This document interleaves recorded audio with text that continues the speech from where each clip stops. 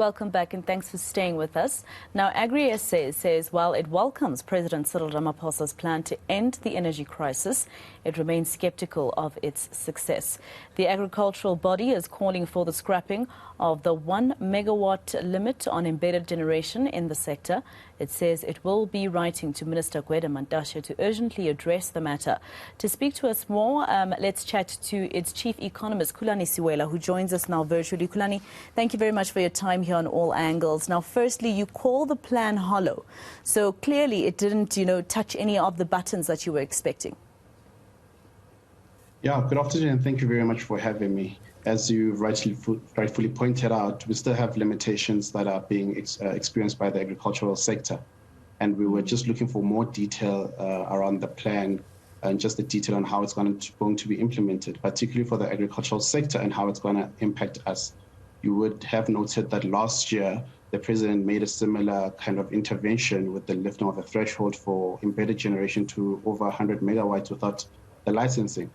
While that kind of a framework was available and was on the table, unfortunately did not benefit the agricultural sector, given that from an ESCOM point of view, the sector is still limited to the 1 megawatt threshold. And this is what we're still concerned about currently, to say with the new intervention that has been announced by the president, does this then also include the agricultural sector? Will be seeing less red tape for us to participate in energy generation.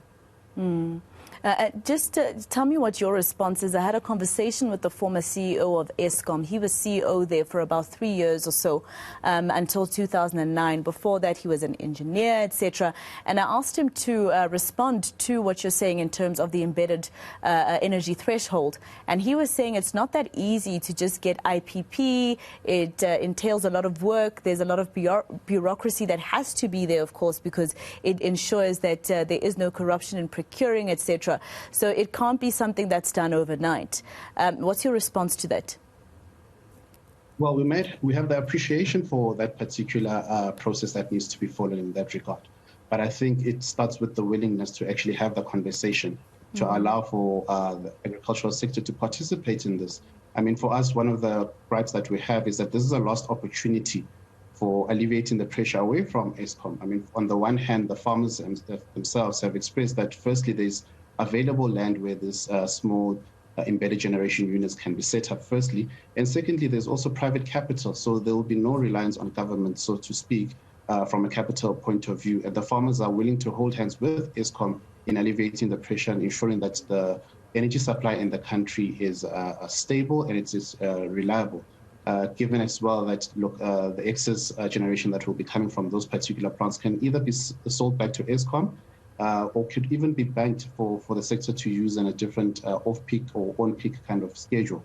But for as long as the policy and framework and the administrative side of things are still quite stringent, we will not realize a situation or an environment where the energy situation is then curtailed. Now, of course, this. I want to go back to the point that you made earlier when you said that there must be a willingness by government to listen to you and to listen to your grievances and some of the plans that you might have to assist your sector, right? So you're saying in your statement that you will be writing to the Minister of Energy, Gwede Mantashe, about this threshold. Will this be the first time that you try and approach him about this 1 megawatt threshold for your industry? Well, we have had some engagements with some of the stakeholders, including some higher-ranking officials within ESCOM, to present this. And on the one hand, we didn't get the answers as to why the threshold is still in place. So till today, we still see no reason why even the intervention that was announced last year didn't apply to the agricultural sector. So we'll still reach out again, this time even to the president himself, given that there's a new committee that has been set up.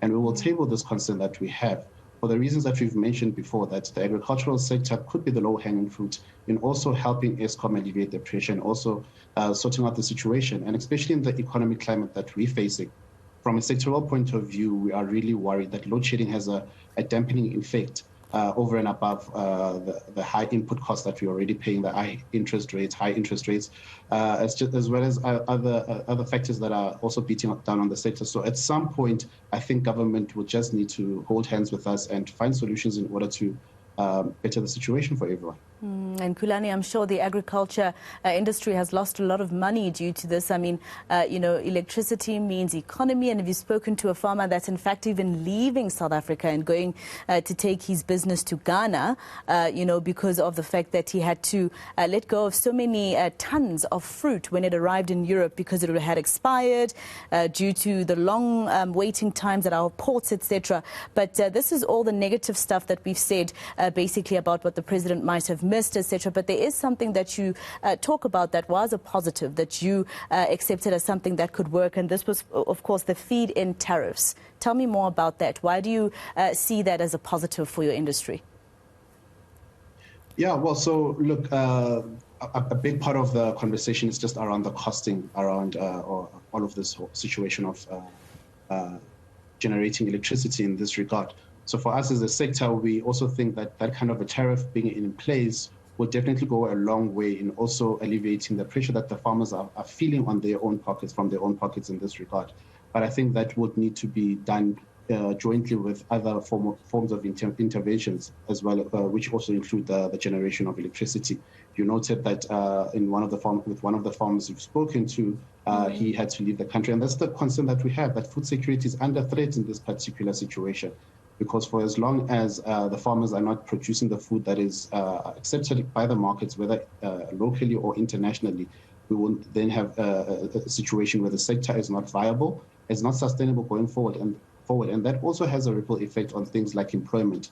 We know that the agricultural sector is very labor intensive. So when you're finding more and more farmers not being able to continue with the business of farming and leaving the country, then that just has a dire impact further on what we're currently facing currently.